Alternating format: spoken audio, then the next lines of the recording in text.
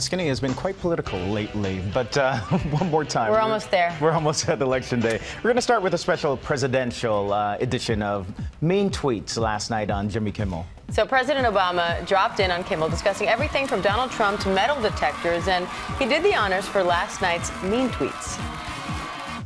Barack Obama dances like how his jeans look.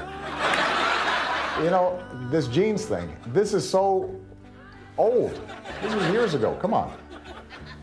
My mom bought new conditioner, and it sucks. It isn't even conditioning my hair. I blame Obama.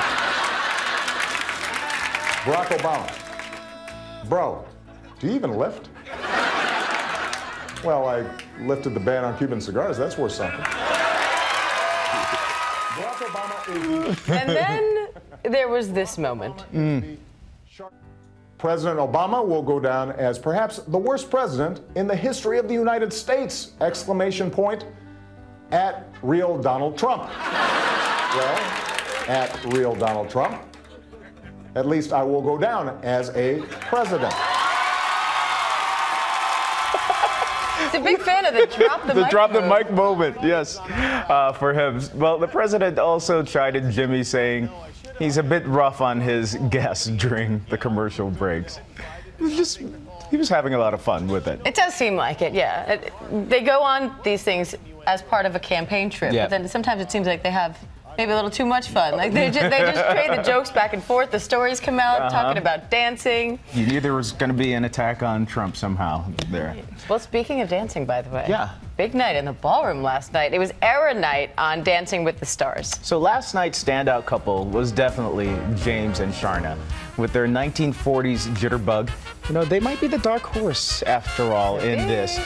Embracing the World War II era, earning them 36 out of 40. You know, just last week, one of the judges said that he's the best male dancer competitor they've ever had. Well, and he's been fantastic, and it's not what you expect. You know, No. we see Lori Hernandez dance. You expect her to be good because she's a gymnast, but Exactly. he's a driver. He's you a just driver. don't expect that from him at all. So I think it's been a nice surprise. Yeah.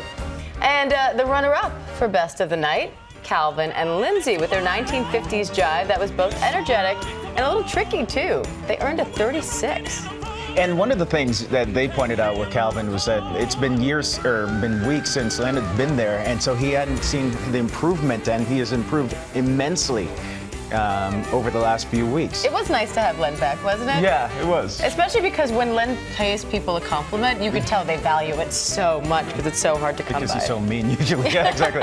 Most disappointing, Mary Lou and Derek with their 1920s Charleston that barely even looked or even sounded like the Charleston, with both of them a little bit out of sync, scoring only a 29. Oh, but what some critics are calling the worst dance of the night, Ryan and Cheryl, described as a lazy and uninspired 1990s rumba, scoring a 28. But they didn't finish last, but close to it. Maureen and Artem also scoring a 28, and at least some props for their fiercely demanding 1980s Bon Jovi song, You Give Love a Bad Name. But sadly, it wasn't enough to keep them from avoiding elimination. Well, I'm so proud that I lasted this long. I really didn't think it was possible. And Maureen also said that dancing has made her stronger. Yeah, they all say that on the way out. Next to a Hollywood A-lister doing a good deed for man's best friend. So over the weekend, Orlando Bloom in China, while filming a movie, rescued an injured dog he found abandoned on the streets of Shanghai. So he took the poor pooch to the vet, even helping with shaving and bathing the little guy, and of course, documenting it all on Snapchat. Once the cleanup was done, the little dog got some much-needed rest. Oh, that's kind of cute. And back here at home, Shaquille O'Neal may have just launched a brand new career. The Basketball Hall of Famer is now the part owner of a Krispy Kreme franchise in downtown Atlanta. He announced the news by tweeting out the Krispy Kreme logo, saying, "Your favorite donut just got even hotter, baby." So now the man known as the Big Daddy and the Big Cactus may soon be known as the Big Donut? The Big Donut? Maybe?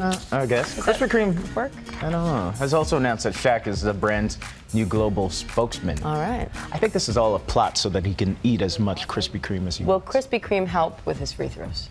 Nothing can help with his free throws. No. That was... Underhand. Yeah.